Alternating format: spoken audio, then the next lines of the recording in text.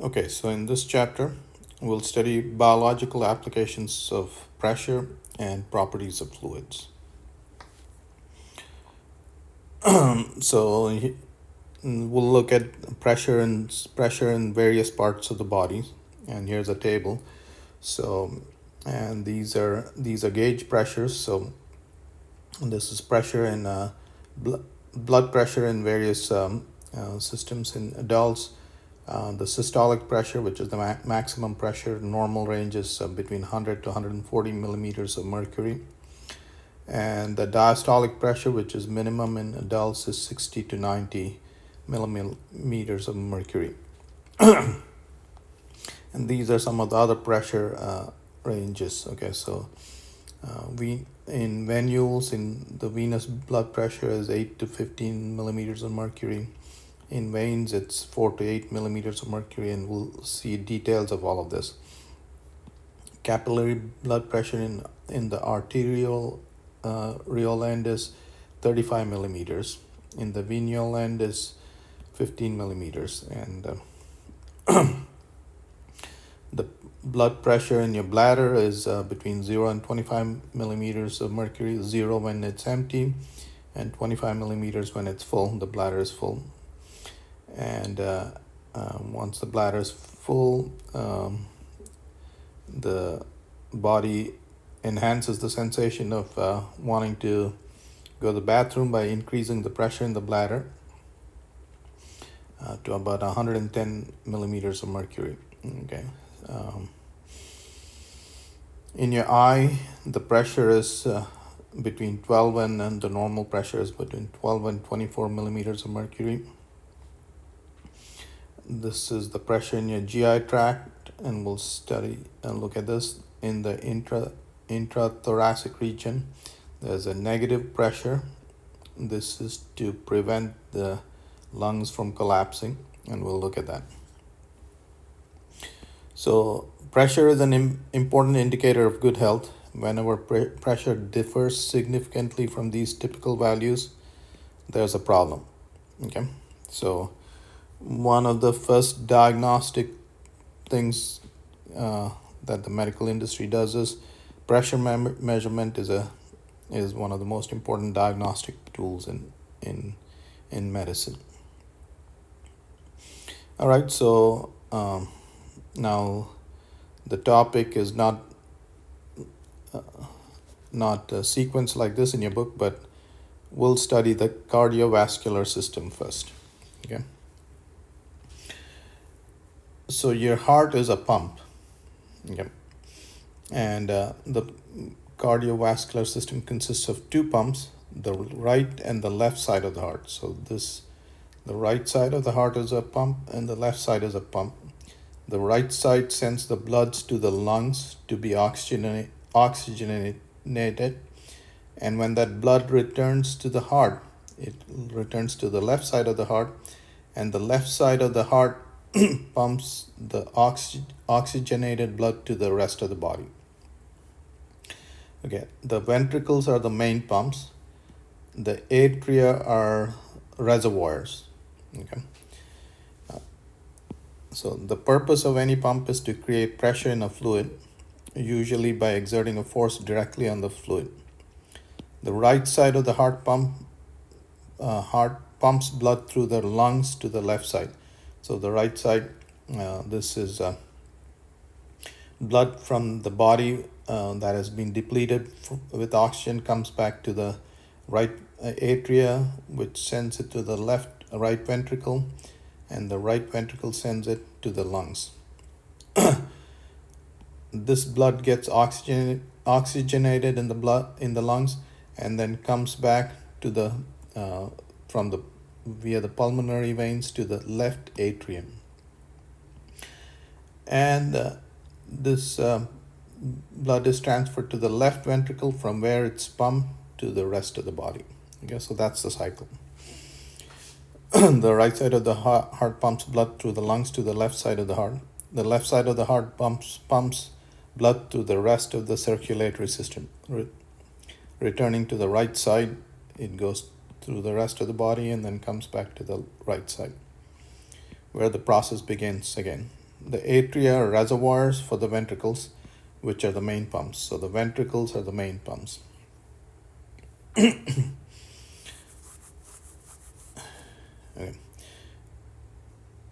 Heart valves are open or closed by pressure differences across them. Okay, so you see these valves open only and these valves open only one way, and to assist their opening, there's also cords that help open these valves. So the valves between atria and ventricle are aided by opening by cords attached to the interior of the ventricles. So there are cords attached here which help in the opening of these valves. Blood is nearly incompressible, so when the ventricles pump blood out of the heart, the aorta balloons to take up the extra blood. Okay, so what we are saying here is when the ventricle pumps blood, okay, the pressure increases, and so the volume here of the ventricle decreases, and the volume here has to increase. So the arteries expand, okay, to take up the blood.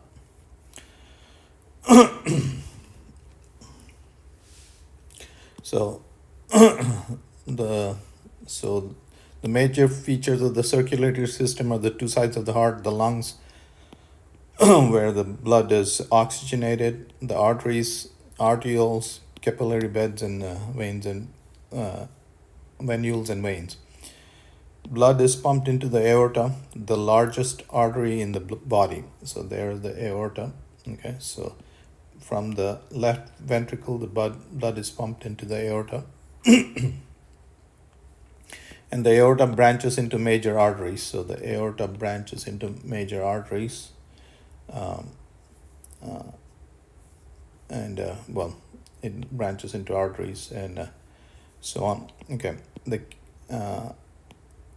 into major arteries, which branch into arterioles and then into capillaries in various organs. The capillaries rejoin to, so here are the capillaries, and they rejoin to form venules.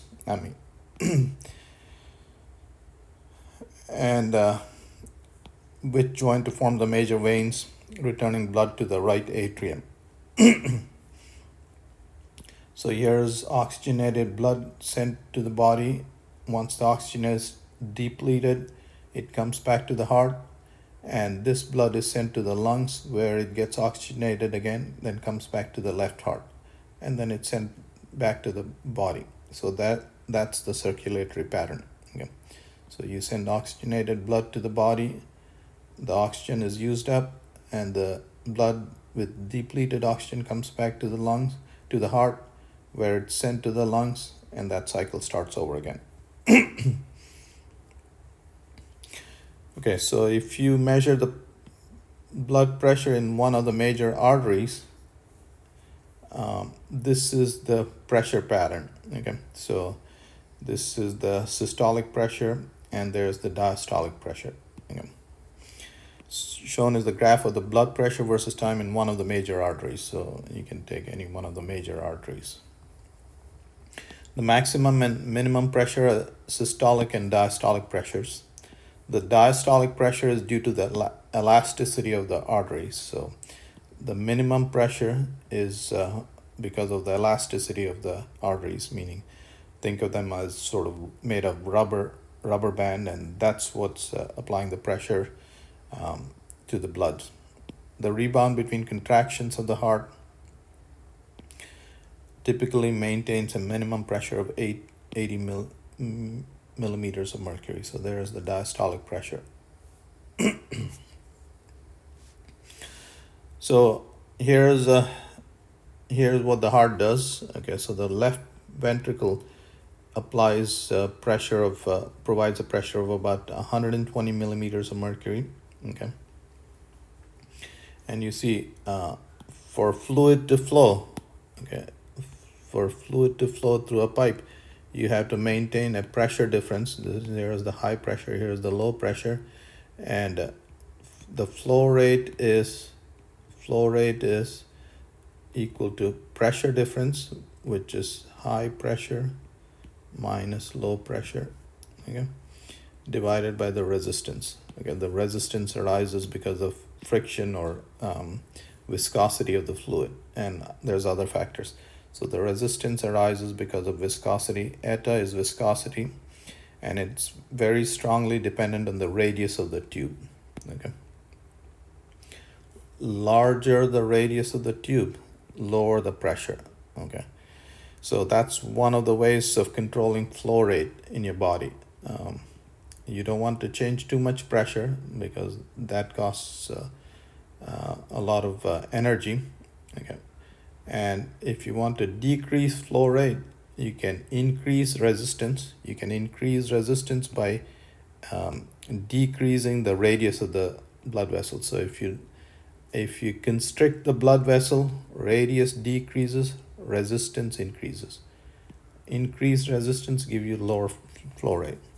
So during vigorous exercise, for instance, you want to decrease resistance and increase the flow rate.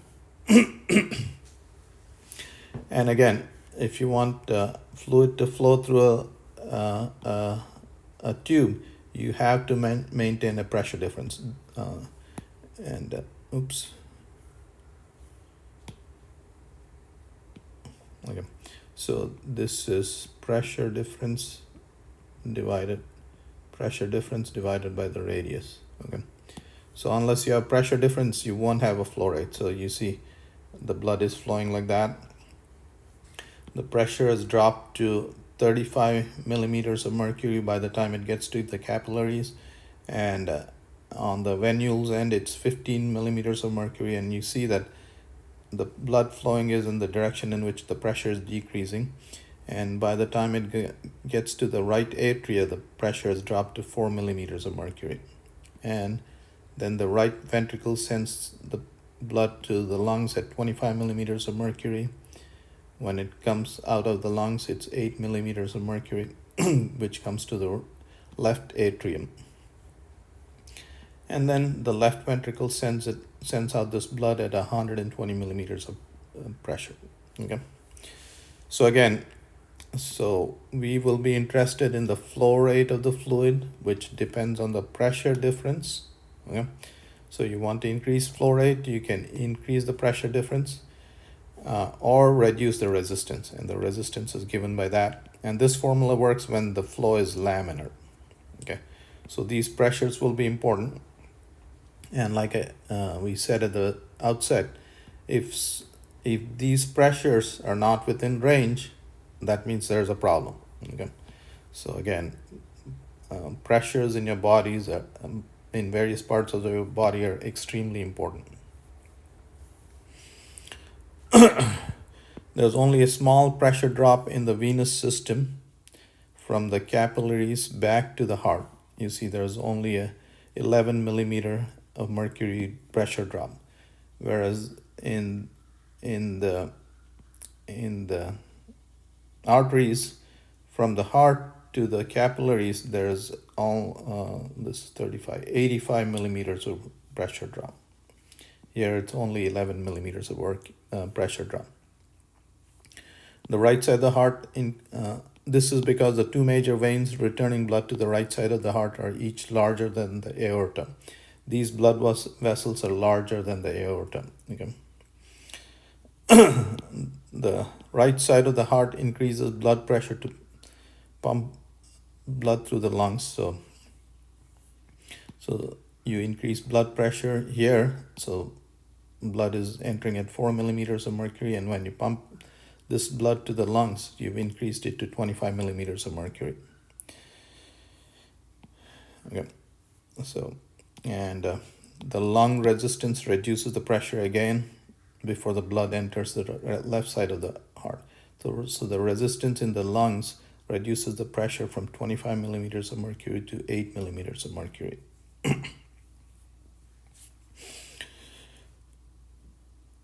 Many of the blood's duties are performed in the capillaries. Okay, so many of the blood's duties are performed in the capillaries, including removal of waste products. So you want to remove waste product and transport nutrients and oxygen to cells. Okay, so those are some of the main properties of the blood.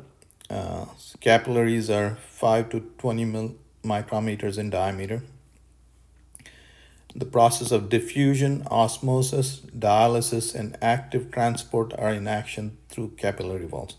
So through this processes, removal of waste products and transport of nutrients and oxygen to cells is achieved. And we'll learn about these processes later in the chapter. An incoming arteriole branches into capillaries. So this arteriole has branched into capillaries, some of which have sphincter muscles, so to control flow. So you can control flow in the capillaries through with sphincter muscles. So again, you can control flow rate by either changing the pressure across the tube or changing the resistance. And so one of the easiest way to do is if you increase resistance, you can decrease flow rate. Okay, so pathways are often so another important method of flow control is constriction. When you constrict the blood vessels, you're increasing the resistance and decreasing the flow rate. And dilation of arterioles. So either constriction or dilation of arterioles controls flow rate. Constriction decreases flow rate and dilation increases flow rate.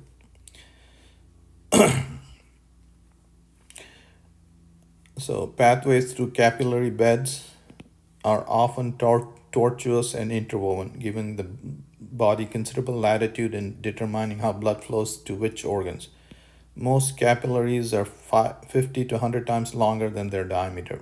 Okay, so capillaries are typically about 1 millimeter long. So that gives you a sense for their dimensions. So their diameters are about 10 micrometers, and their lengths are about 1,000 micrometers. So about 100 times longer. Okay.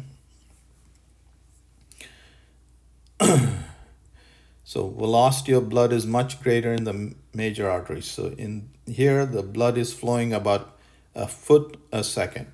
Okay, so here the speed is about a foot a second, and in the capillaries, here the blood flow is about 0.03 centimeters a second, which is 0.3 millimeters a second. So here the blood is flowing very slowly, and that's because you want to have time to exchange nutrients and oxygen with the cells and the interstitial fluids. And when you're getting rid of waste, you want to have time to get rid of waste. Okay, so that's why blood slows down here. And once all your duties have been done, then the blood velocity will increase again, heading back to the heart. So blood velocity increases again when the capillaries rejoin to form veins. Most change in average blood velocity. So here's how the blood velocity changes. Okay, so if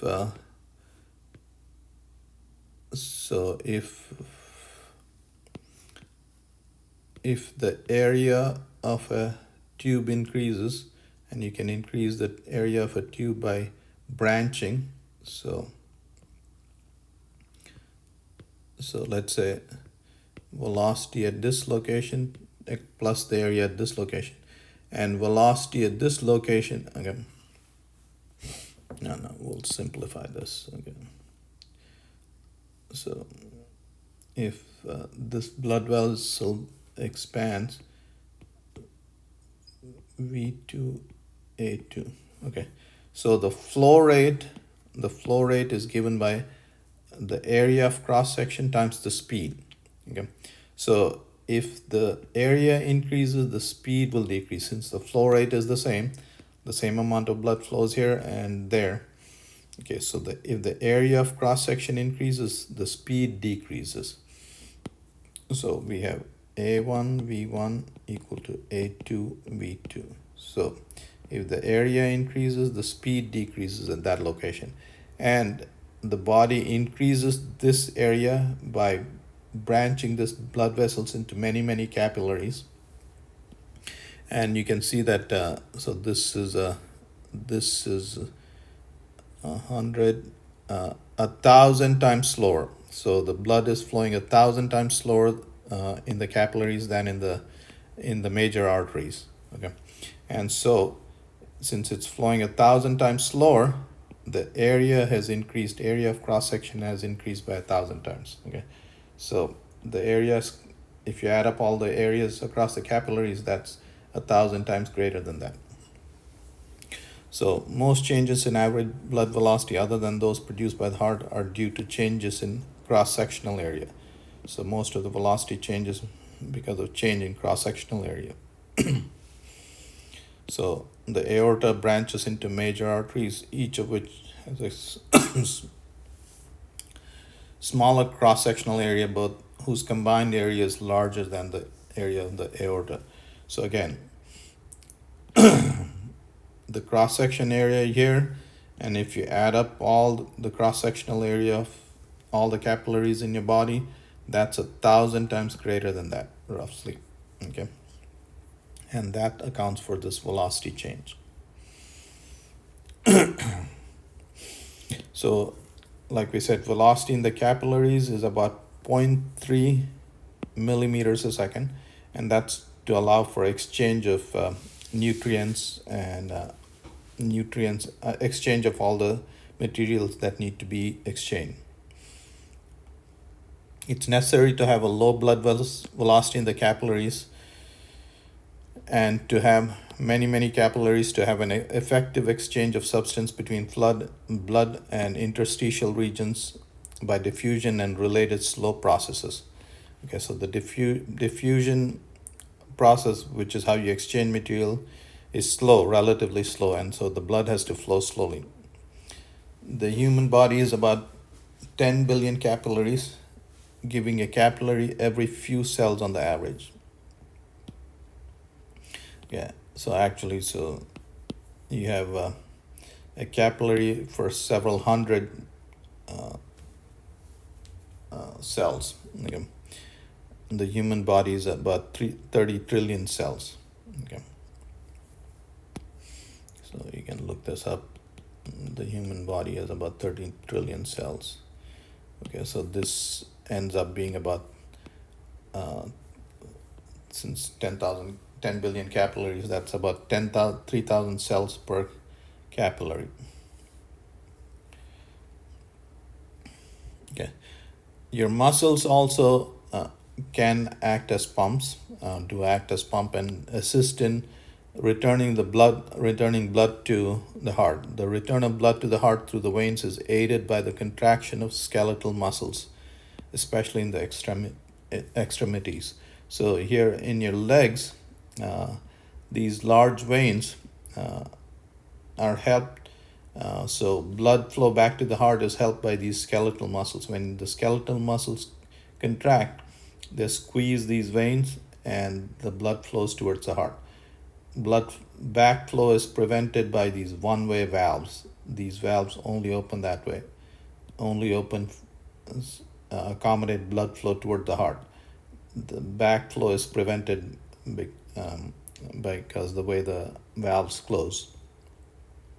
Okay, so here's a muscle contracting and aiding in the blood flow towards the heart. People are rarely completely relaxed. Even when sitting quietly, small motions such as shifting in a seat or tensing aid circulation with this muscle pump. So even when you're trying to sit still, the smallest motion will help the circulation. In people that are completely motionless, such as soldiers at attention, the return of blood to the heart is slow enough that they may faint. Okay, so those soldiers, everybody should move every so often. Okay.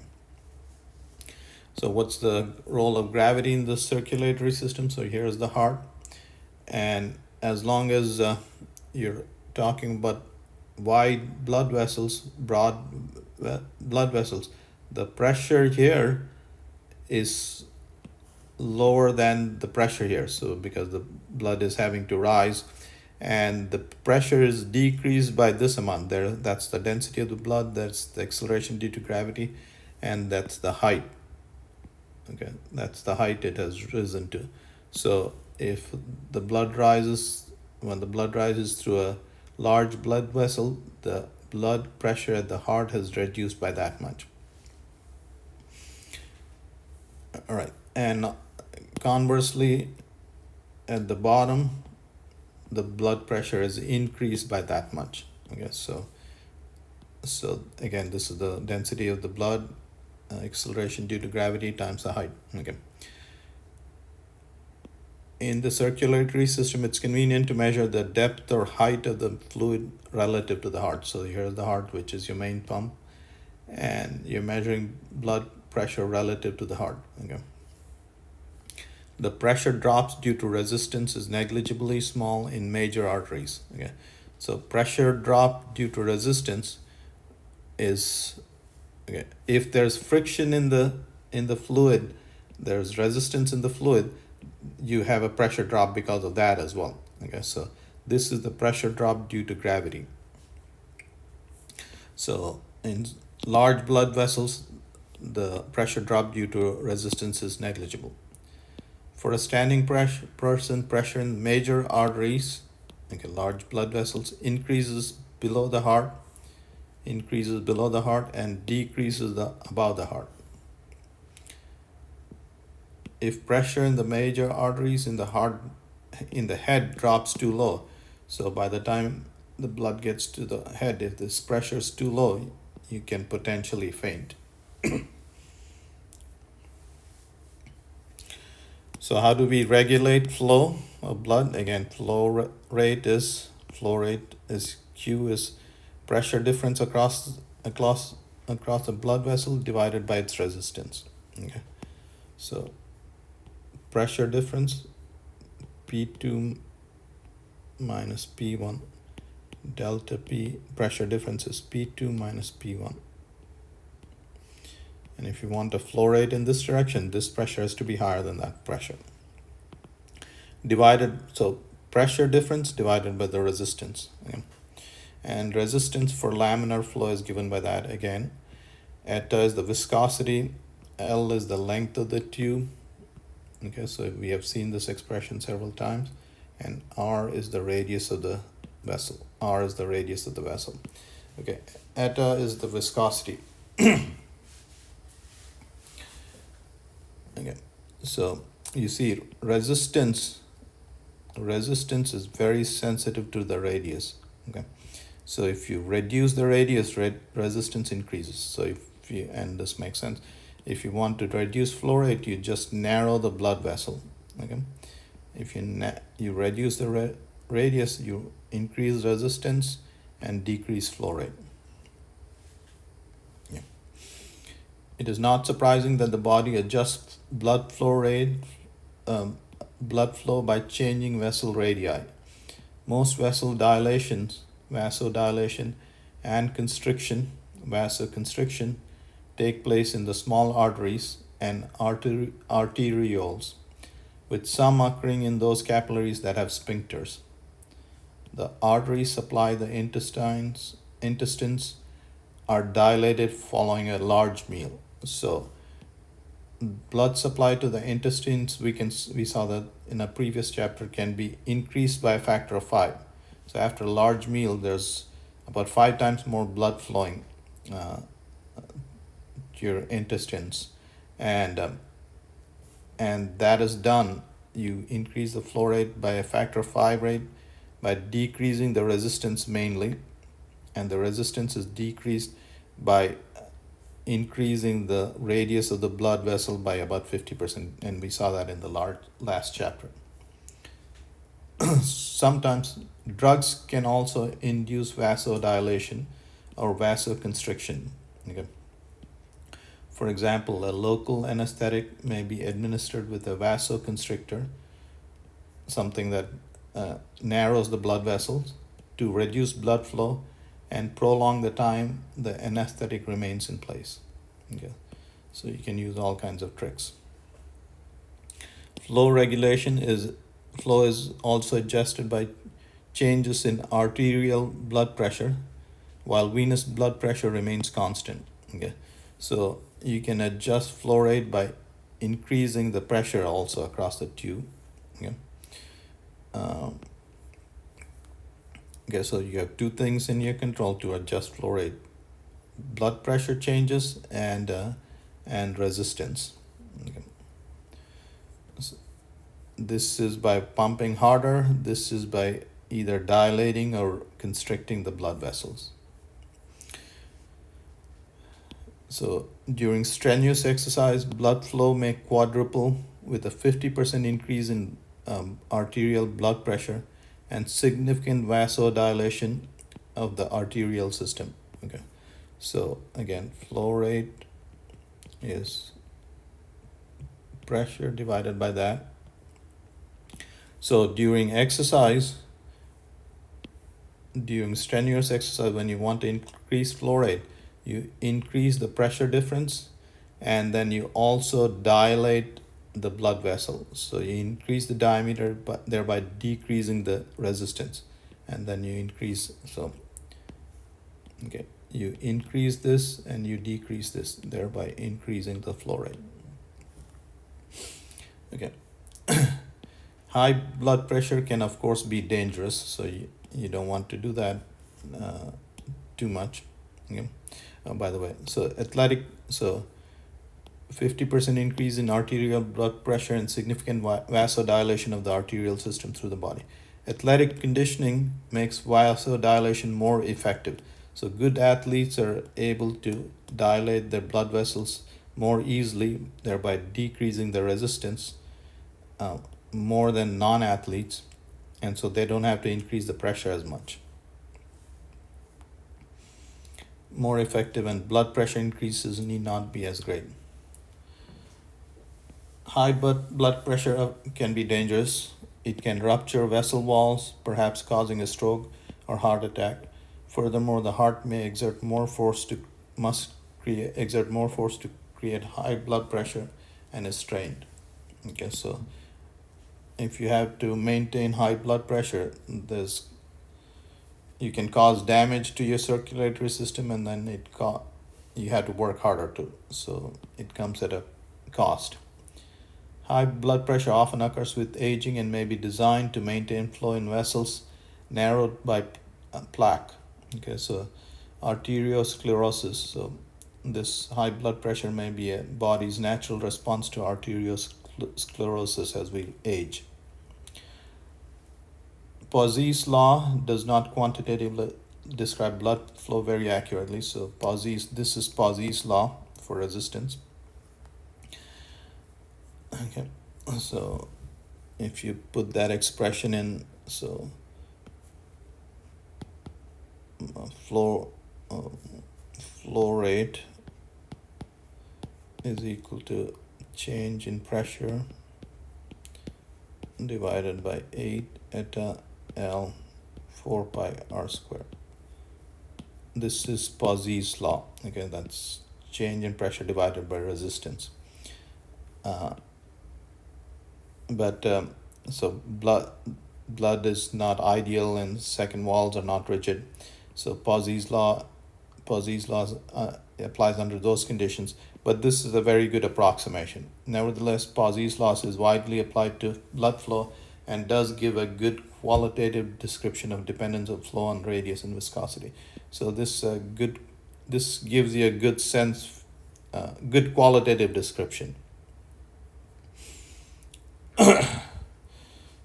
Turbulence, okay, we saw that laminar flow is nice smooth laminar flow in a vessel, and this is turbulent flow when you have eddies and stuff like that. When blood flow is turbulent, it's noisy. This makes noise. This is a quiet flow. Turbulence can be detected by the sound it makes. For example, the noise that a water faucet makes is the sound of turbulent flow around its valves. The sound of turbulence is a valuable diagnostic indicator in the circulatory system.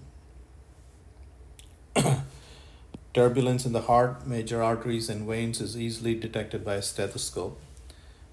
Normal heart sounds are caused mostly by valves closing. Flow through leaky valves, so that's what doctors are listening to. So, well, flow through leaky valves is turbulence since a partially closed valve forms an irregular obstruction. So, irregular obstructions can cause turbulent flow. Sound may be made by leaking heart valves, are called heart murmurs. Heart murmurs are sounds made by leaky heart valves. A hole between heart chambers is another cause for turbulent flow. Such a hole exists in newborn infants and normally closes within a few hours after birth, sometimes before birth. An aneurysm is a ballooning of a vessel due to a weakened wall. So an aneurysm can be a ballooning. Okay. And this irregular shape will cause turbulence. The irregular shape of the aneurysm can cause turbulence, and it is possible to detect aneurysms by the sound of turbulent flow. Aneurysms are quite dangerous. If one bursts, stroke, heart failure, or severe hemorrhaging is the result and is often fatal. So the wall is already weakened, and if this bursts, then you have problems.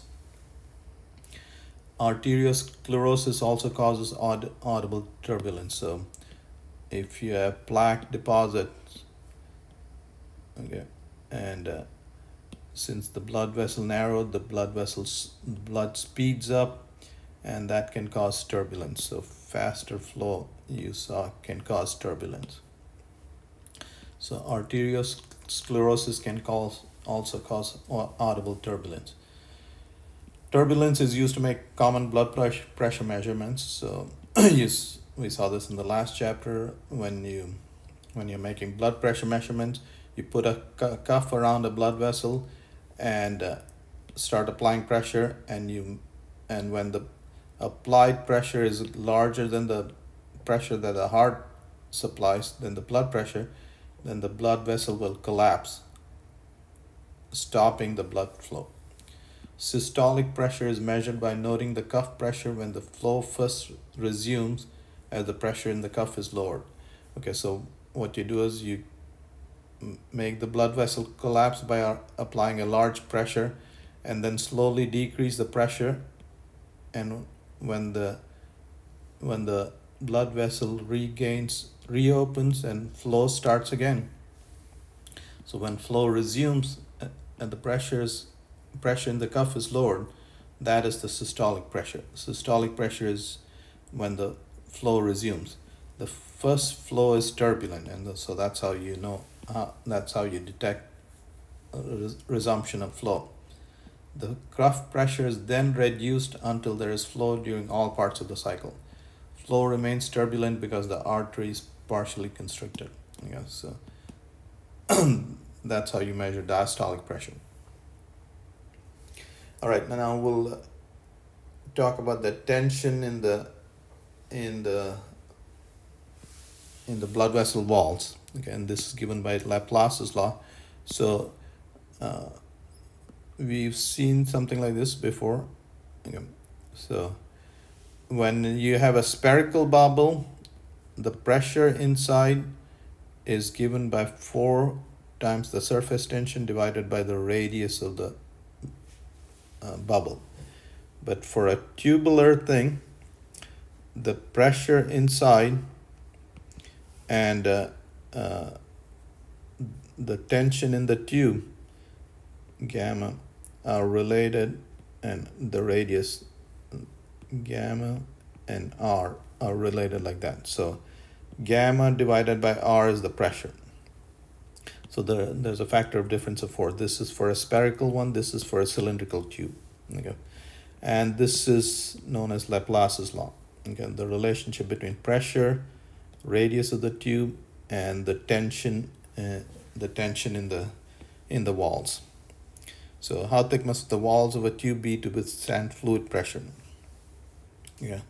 Now it turns out that capillary walls are very thin, and one wonders why they don't burst. Okay. So capillaries have small diameters. Capillaries have very small diameters. Okay. So the tension doesn't have to be because their radii are very small, and the pressure is about in capillaries is about 20 to 25 millimeters of mercury. So the since the radius is small, the tension is not too large in capillaries, and so their walls can be thin. Okay. So again, let's see. How thick must the wall of a tube be to withstand fluid pressure? Higher the pressure, the thicker the wall must be. So higher the pressure, thicker the wall must be. Yep. So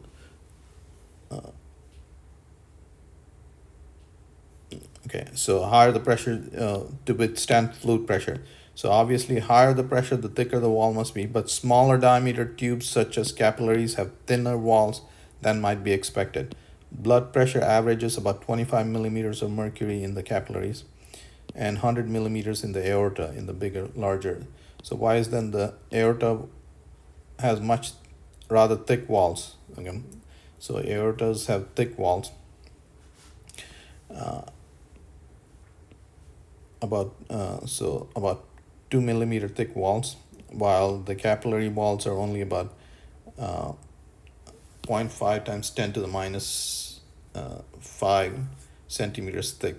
Okay, so the capillary walls, you can see, are about 100,000 times thinner than aorta walls. Okay, so capillaries have small radii diameters and therefore less area for the pressure to act. So because of their small radius, they don't need to be that strong. The tension in them is not that large. So there's Laplace's law. The tension in the walls is given by the pressure in the fluid times the radius of the tube. Okay. So Laplace's law can be used to explain how a tiny capillary with very thin walls tolerates pressures as large as a fourth of the aortic wall. So you see in the capillaries, the pressure is that much, and in an aorta, the pressure is about 100 millimeters of mercury. Okay. The pressure in the aortic wall is 4 times larger, but their thickness is the thickness of their walls is 100,000 times larger. The capillary radius is so small that the tension is in its wall is also small. And you remember, you want capillary walls to be thin because you want to exchange materials with the interstitial fluid.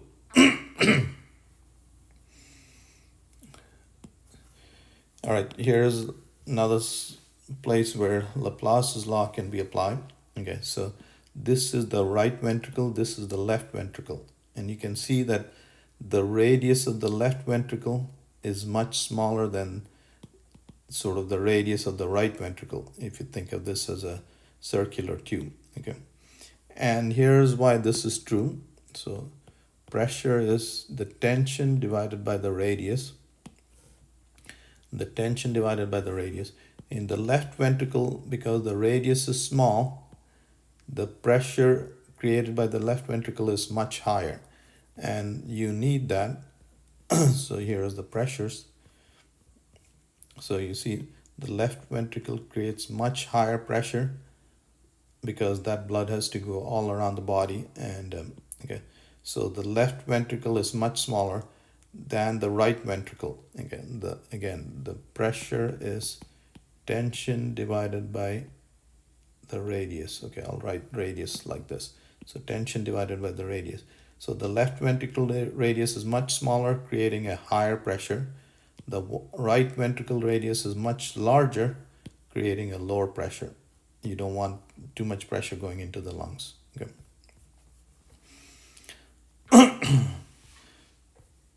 So the right ventricle is much smaller. The left ventricle is much smaller. Okay. So, Laplace's law has important ramifications in the circulatory system. For example, aneurysms tend to grow dramatically once they begin because the ballooning of the vessel makes the radius larger, and consequently the increased tension is in the already weakened heart. So if you're going to maintain a pressure in an aneurysm, the larger the radius, you have to increase tension to maintain that pressure. And increasing tension in an already weakened heart is is a slippery slope, and so uh, the aneurysm would burst. In an enlarged heart, congestive heart failure, in an enlarged heart, you have to increase the tension to maintain pressure. Okay, and that weakens the heart further. Okay, so congestive heart failure, an enlarged heart must exert a larger force on its wall to create sufficient blood pressure. To maintain blood pressure, you have to have um, higher tensions. Okay, so and then you're damaging it further. In a normal heart, the walls of the left ventricle are thicker and the ventricle is smaller in radius than the right ventricle as shown. Okay, again, it's smaller because you have to produce greater pressure. You have smaller to produce greater pressure. This is consistent with the fact that the left ventricle creates pressure several times greater than the right ventricle. The left ventricle creates pressures greater than the right ventricle. Remember, the left ventricle creates pressure of 120 millimeter of mercury, and the right ventricle only creates about 25 millimeters of mercury. Okay. So this is about 5 times greater than this pressure. All right, we saw that the heart is a pump, and so it provides energy and power. Okay, so the heart does work and expends energy. Ultimate, all the energy the heart expends ends up as thermal energy. Okay, but what the heart does is it gives energy to the blood in 3 forms. Blood is given kinetic energy, so it speeds up the blood when it comes out of the heart as it's accelerated out of the heart into the circulatory system. The heart also supplies gravitational potential energy to the blood, meaning it raises the blood, but that's not too large of an amount of energy, so we will actually ignore that. Another form of potential energy is supplied to the blood when the heart increases the blood pressure. So when the heart increases the blood pressure, so when the blood goes into the left ventricle and when it comes out, the pressure is higher. So so that's a form of energy supplied to the blood. As the blood circulates through the body, its energy is converted to thermal energy by resistance to flow. The resistance is friction, so all that energy provided to the blood is converted to heat. Okay, so all the energy provided by the heart is converted to friction to heat by fluid friction. Okay, so here's the energy provided because the blood sped up. This is the kinetic energy of the blood per unit volume times the flow rate. That's the energy provided to the power provided by the heart to speed up the blood, and this is the power provided to increase the pressure. So that's the pressure coming out of the left ventricle and times the flow rate. Okay, so a resting heart, okay, so this is the power provided by a resting heart in speeding up the blood, 0.15 watt, and the pressure power to increase the pressure coming out of the left ventricle, it's provided 1.5 watts. Okay, so total of 1.65 watts. Remember, your total power for a 160-pound human is about 100 watts. Okay, so this doesn't sound too much, but While resting, the power output of the left ventricle is not large, okay, which is 1.5 watt, but it must supply this power continuously for the entire life of a person. But you got to provide this power continuously for your entire life. In addition, the heart rests about 2/3 of the time. Okay, so that's how your heart works through the entire life.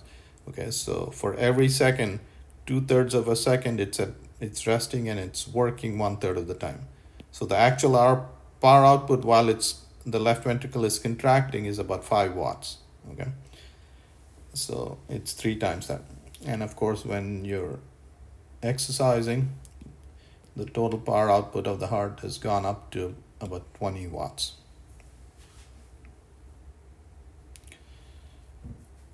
All right, so that was the circulatory system. Okay, now that we've learned various pressures in the circulatory system, I will look at your bladder. So here's a normal bladder, partially filled. Again,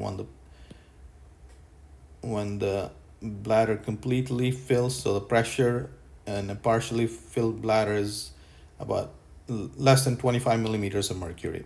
Okay, and then when your bladder fills, it contracts, the pressure increases, and you want to go to the bathroom. Okay, so bladder pressure is 0 when the bladder is empty and climbs steadily to 25 millimeters of mercury as it fills up. The bladder capacity is about 500 cc. This is a little larger than a soda can. Soda can is about 360 ml. So when the bladder fills up, so the micturition reflex, so the feeling to pee is triggered by a bladder pressure of about 25 millimeters of mercury. So when the bladder pressure rises to about 25 millimeters of mercury, you feel like you want to go pee. So, and that reflex triggers muscle contraction, and the bladder can raise pressure up to, and during when muscles are contracted, the pressure can rise up to 110 millimeters of mercury. Yeah. So, and while urinating, the pressure is normally between 15 and 30 millimeters of mercury, but any obstruction in the urinary tract, so the flow rate is, again, pressure difference divided by resistance. So any constriction will increase the resistance, and to maintain flow rate, you have to increase the pressure difference. Okay, so any obstruction in the urinary tract, such as from a swollen prostate gland, can necessitate pressure as large as 70 millimeters of mercury. So the pressure difference you have to maintain would be 70 millimeters of mercury, about 3 times larger than the normal pressure. Okay, so the large resistance of the tube, the larger the pressure difference needed to cause the same flow rate. All right, I will stop this recording and then start over again.